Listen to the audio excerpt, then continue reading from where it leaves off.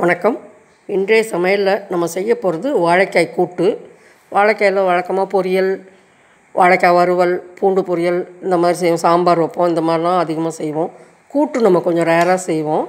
இந்த கூட்டு வந்து வாழைக்காய் கொஞ்சம் பிஞ்சு காயாக இருந்தால் ரொம்ப நல்லாயிருக்கும். அந்த பிஞ்சு காயை வச்சு நம்ம வாழைக்காய் கூட்டு பண்ணலாம். இந்த வாழைக்காய் கூட்டு எப்படி பண்ணலான்னு பார்ப்போம்.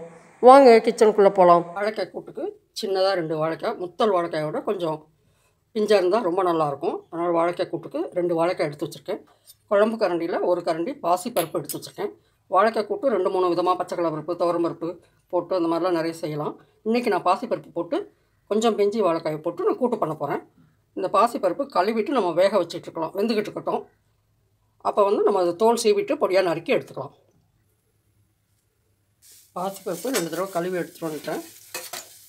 இது நம்ம ஸ்டவ்வில் வடசட்டியில் வச்சு வடசட்டியில் தண்ணி ஊற்றி வச்சுருக்கேன். இது நல்லா வெந்துக்கிட்டு இருக்கட்டும். ஒரு பாதி வேக்காடு இருக்கும்போது நம்ம வாழைக்காயை போட்டுடலாம். நறுக்கி எடுத்துகிட்டு வந்துடுறேன். வாழைக்காய் கொஞ்சம் சின்ன சின்னதாக, பொரியலோட கொஞ்சம் சின்ன சின்னதாக நறுக்கி எடுத்துகிட்டு வந்துடலாம். எடுத்துகிட்டு வந்துடுச்சு. நீங்கள் இன்னும் சின்னதாக நறுக்கணும்னு நறுக்கலாம். அப்புறம் இந்தளவுக்கு போதுமானது இருக்கும். இதில் வந்து வாழைக்காய் வந்து நல்லா தோல் பட்டையாக வந்துடும் பாருங்கள். எப்படி காம்புக்கிட்ட நறுக்கி இப்படி இழுத்தோம்னா வந்துடும். ஒருவேளை உங்களுக்கு வரலைன்னா பீலர் எடுத்து சீவி விட்டுக்கோங்க. சீவி விட்டுட்டு இந்த மாதிரி நறுக்கி எடுத்துக்கலாம். பாசிப்பருப்பு ஒரு பாதி பாருங்கள் மலர்ந்துருக்கு. ரொம்ப வேக வேணாம்.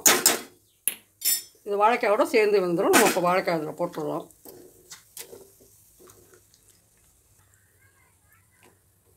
ஒவ்வொரு சமயம் காற்றுல வாழைத்தார் வந்து சின்ன பிஞ்சாக இருக்கும்போதே சாஞ்சிடும். அந்த சமயம் வாழைக்காய் பிஞ்சு வந்து போட்டு கூட்டு பண்ணால் ரொம்ப நல்லாயிருக்கும். அந்த மாதிரியும் செய்யலாம். வீட்டில் வாழை மரம் இருக்கிறவங்க ரொம்ப பிஞ்சாக பறித்தும் நம்ம செஞ்சுக்கலாம். இந்த கூட்டுக்கு தேவையான அளவுக்கு உப்பு போட்டுடலாம். ஒரு 1/4 ஸ்பூன் மஞ்சத்தூள், 1/4 டீஸ்பூன் குழம்பு பொடி. அதாவது எல்லா இதுக்குமே போடுவேன்னு சொல்லியிருந்தேன் இல்லையா, அந்த மாதிரி. இந்த சாம்பார் தூள் ஏற்கனவே நான் போட்டிருக்கேன். நீங்கள் பார்க்கணுன்னு நினச்சிங்கன்னா பார்த்துருங்க.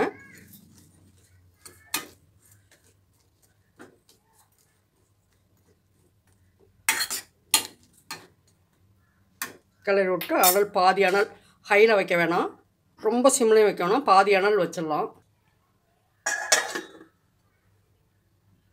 இது வெந்துக்கிட்டு இருக்கட்டும். வேகிறதுக்கு நம்ம வெங்காயம் உரித்து நறுக்கி எடுத்துகிட்டு வந்துடலாம்.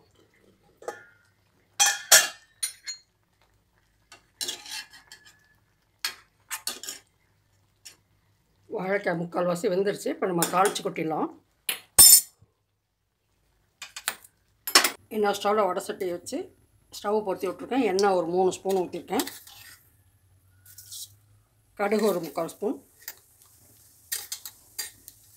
போட்டிருக்கேன். இது பொரியட்டும். பாதி பொரியும் போது நம்ம உளுத்தம் பருப்பு போட்டுருவோம். கடுகு பாதி பொரிஞ்சிச்சு. நம்ம இப்போ உளுத்தம் பருப்பு போட்டுருவோம்.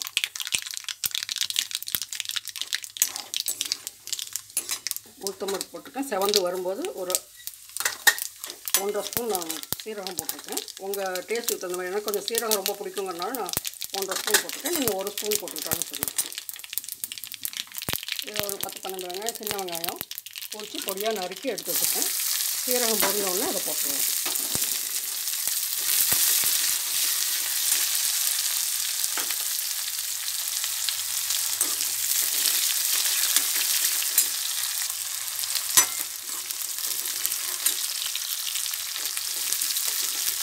வெங்காயம் ஓரளவு ஒரு பாதி வதங்கினோடனே கருவேப்பிலையும் போட்டுடலாம்.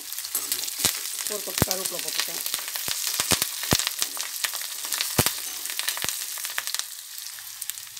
நல்லா வெங்காயம் வதங்கிடுச்சு. நம்ம இப்போ வெந்துக்கிட்டு இருக்க கூட்டோட வாழைக்காய், பாசிப்பருப்பு, உப்பு, சாம்பார் பொடியெல்லாம் போட்டுக்க முடியாது, மஞ்சள் பொடி எல்லாம் போட்டு வெந்துக்கிட்டு இருக்க கூட்டோட நம்ம அந்த வெங்காயத்தை சேர்த்துடலாம். கடுகு, உளுத்தம் பருப்பு, சீரகம் போட்டு தாளிச்சிட்டு வெங்காயம் வதங்கிடுச்சு. கருவேப்பிலையும் போட்டு நல்லா வதக்கிட்டோம். அதை தூக்கி வாழைக்காயோடு சேர்த்துருக்கோம். இது நல்லா கிளறி விட்டு தேங்காய் துருவல் ஒரு 4-5 ஸ்பூன் டீஸ்பூன் இருக்கும், எடுத்து வச்சுருக்கேன். அதையும் இதில் போட்டு கிளறிடலாம்.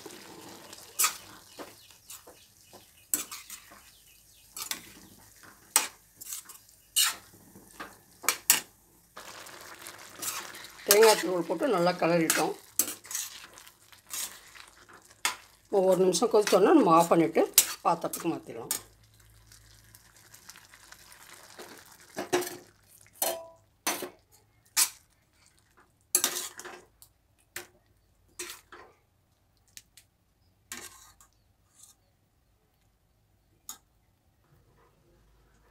ஓரளவு பிஞ்சு வாழைக்காய் நம்ம கூட்டு பண்ணிட்டோம். வாழைக்காய் கூட்டு நம்ம ரெடி பண்ணிட்டோம். இது சாப்பாட்டுக்கு பிசைஞ்சு சாப்பிடவும் சாப்பிட்டுக்கலாம். குழம்பு ரசம்லாம் வச்சுட்டு சைட் டிஷ் பொரியலுக்கு மாதிரி பொரியல் கூட்டெல்லாம் செய்வோம்னா அது மாதிரி வாழைக்காய் கூட்டு அந்த மாதிரி சைட் டிஷ்ஷாகவும் வச்சுக்கலாம். இன்னும் கொஞ்சம் சின்ன துண்டாக போட்டு இது பண்ணிங்கன்னா சப்பாத்திக்கு கூட வச்சுக்கலாம். தோசை இட்லிக்கு அவ்வளோ இதாக இருக்காது, சப்பாத்திக்கு ரொம்ப நல்லாயிருக்கும். இதே மாதிரி நீங்கள் வாழைக்காய் கூட்டு செஞ்சு சாப்பிட்டு பார்த்துட்டு எப்படி இருக்குன்னு சொல்லுங்கள்.